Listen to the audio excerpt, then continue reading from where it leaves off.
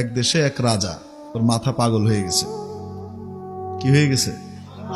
হ্যাঁ, পাগল হয়েছে। তার খায়েশ হয়েছে পৃথিবীর সেরা কাপড় সে পরবে। অনেক আগের কথা। এখন সেই কাপড় কই পাওয়া যাবে?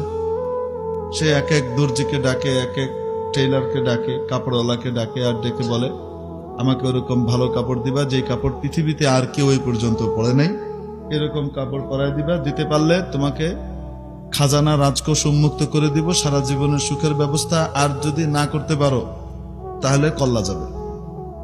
এরকম করে বহু মানুষকে সে মেরে ফেলেছে।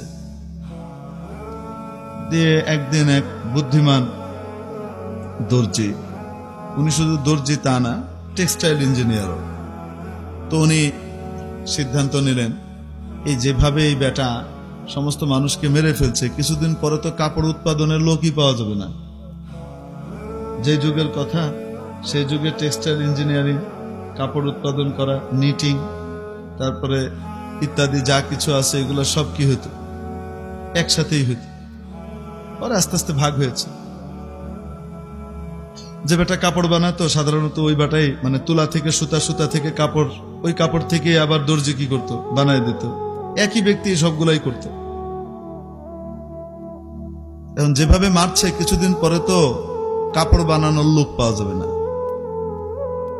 না পাওয়া গেলে মানুষ কাপড় সংকটে ভুগবে কিনা, উলঙ্গ থাকা লাগবে। তো এই পাগলের হাত থেকে কিভাবে এই জাতিকে উদ্ধার করা যায়? তো উনি বুদ্ধি করে গিয়ে বললেন আমি আপনাকে ওরকম কাপড় দিতে পারি, তবে শর্ত আছে, ওই কাপড় বানানোর জন্য একদম সিকিউর একটা ফ্যাক্টরি লাগবে, সেটা উৎপাদন করতে তারপরে আপনাকে পরাবো। এটা অনেক টাকার ব্যাপার, আপনি এত টাকা দিতে পারবেন না। দেখবেন দোকানদার আছে না, যখন দেখে যে কাস্টমার এই জিনিস নিবে না, কি করবে না, কিন্তু কাস্টমারের পকেটে পয়সা আছে আর তার বাড়ি ময়মনসিংহ, আমার মতো একটু বোকাশোকা, তখন লাস্টে গিয়ে কি করে জানেননি? তখন উঠে রাখ, খামাখা কারে দেখাচ্ছে এগুলো, নেওয়ার পয়সা আছে নাকি? বুঝলেন না? গায়ের হতে গা দেয়।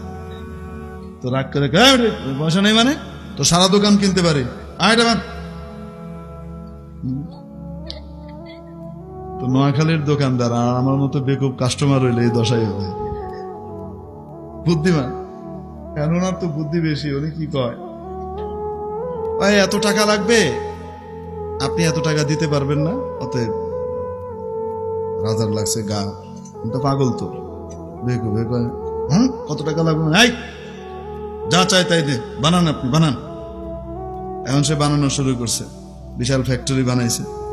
ফ্যাক্টরির ভিতরে দিন রাত চারিদিকে পুলিশের পাহারা, র্যাবের পাহারা, SSF এর পাহারা, কালা পোশাক, লাল পোশাক, সাদা পোশাক, ব্যাগ পোশাকের পাহারা, সব চলতেছে। বন্দুক নিয়ে খাড়া রয়েছে, এখানে কেউ আসতে পারবে না। কেন? এখানকার থিওরি যদি লিক হয়ে যায় তাহলে অন্য দেশের বাদশা বানায় ফেলবে। অত্যন্ত গোপনীয়তার সাথে চলতেছে, খটখট খটখট খটখট খটখট খটখট, দিন রাত খটখট খটখট চলে। আসলে কিছু বানায় না, খামাখা খালি মেশিন চলে, খাইলা মেশিন চলে, আর কি করছেও বানায় টানে না। আর কাঁড়ি কাঁড়ি টাকা আনে, আর টাকা এনে করে কি হে, এর বাড়িতে এলাকায় জমি কিনে বাড়ি বানায়, এই করে সেই করে। আর ওই যে যাদের কল্লা টল্লা কাটছে এদের পরিবারকে কি করে, তলে তলে টাকা দেয়। বুঝছেন না? 2 বছর পরে বাদশাকে জানাইলো সেই কাপড় রেডি মহারাজ। কয় বছর পরে? এতদিনের টিয়া লই একেবারে রাজকোষ খালি করিয়া দিয়েছে। ও আচ্ছা, তো কবে হবে?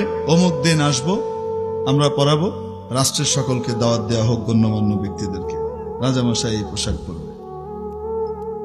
এখন নিয়ে আসছে, পোশাক আনার সময় জমকালো, টাকা তো আর কম নেয় নাই, এই টাকা দিয়ে নিজের পোশাক টোশাক হেভি পড়ছে, একেবারে সব চামচা মমচা যা আনছে এগুলোরও পোশাক হেভি। বিরাট এক লাল মখমলের বক্স, সেই বক্সকে আবার 4-5 জন কাঁধে করে নিয়ে আসতেছে, একদম রাস্তা করে আনছে। উনি বসছে, ওই পোশাক রাজাকে বলছে আপনাকে রাজ দরবারেই পরাবো। তো দামি পোশাক, এটা কোথায় পরাবো? রাজ দরবারেই পরাবো। এই কাপড়ের বৈশিষ্ট্য কি? এই কাপড়ের বৈশিষ্ট্য হলো, এই কাপড় চোখে দেখতে পারবে শুধুমাত্র ওই সমস্ত মানুষ যাদের জন্ম একদম পারফেক্ট, 100 ভাগে 100 ভাগ পুত পবিত্র। আর যার জন্মে সমস্যা আছে, হারামজাদা, সে এই কাপড় দেখতে পাবে না। সে এই কাপড় কি করবে না, দেখতে পাবে না। এত পবিত্র জিনিস এটা। এই কাপড় চোখে পড়তে হলে কি লাগে, জন্ম ঠিক থাকা লাগে। অতএব কাপড় দেখতে পাইলে জন্ম ঠিক আছে, আর কাপড় না দেখতে পাইলে জন্ম ঠিক নাই। সিস্টেমে গিলাই দিছে। কত রকমের বাটপার দুনিয়াতে থাকে। ইনি তো ভালো কাজ করতেছে। অনেক সময় বাটপার আছে না, ওষুধ বানাইছে খামাখা, এই কি কি মিলায় টেলায় একটা আলুয়া মালুয়া বানায়, সব রোগের ওষুধ নাকি এটার ভিতরে আছে, খাইলে নাকি সব ভালো হয়ে যাবে। যে লেকচার মারে, রে বাপ রে বাপ, করেনি করে না। এরকম এক বাটপার ডাক্তার, আসলে ডাক্তার না, নকল ডাক্তার। এরকম বাটপার কি করছে, ওষুধ একটা বানাইছে, কিন্তু জানে তো যে এই ওষুধে কি হবে না, এটা জানে না। একজন, দুইজন, তিনজন, চারজন, পাঁচজন, সাতজন, আটজন, 10 জনের 15 জনের কামনাত লোকে সবাই আসে মিলিয়ে হেতে হিটবনি ধরা পড়ব। তো এই জন্য একটা সিস্টেম বানাইছে। সেটাকে এই ওষুধ গুলির মতো কাজ করবে, তীরের মতো রোগ দূর করে দিবে, রোগের জায়গায় গিয়ে আঘাত করবে, আপনাকে সুস্থ করে দেবে। কিন্তু একটা শর্ত আছে।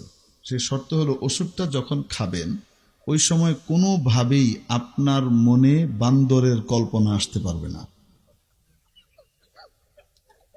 যখন এই ওষুধ খাবেন ভুলেও ওই সময় আপনার মনে কি আসতে পারবে না, বান্দরের কল্পনা আসতে পারবে না। যদি বান্দরের কল্পনা আসে তাহলে কি হয়ে গেল, ওষুধে আর কি করবে না। বুঝতে পারছেন? এখন কত দিন জীবন ভর কত ওষুধ খাইছেন, কোনোদিন বান্দরের কল্পনা আছে? এখন যখন শর্ত এটা কানের ভিতরে শতানি শর্ত একটা ঢুকাই দিছে, এখন কি হয়েছে, যেমনি খাইতে যায় এমনি বান্দর মাথায় আসে, আর চিন্তা করে আমার কল্পনা এসে গেছে, এর লিগা মনে হয় কি হয় নাই।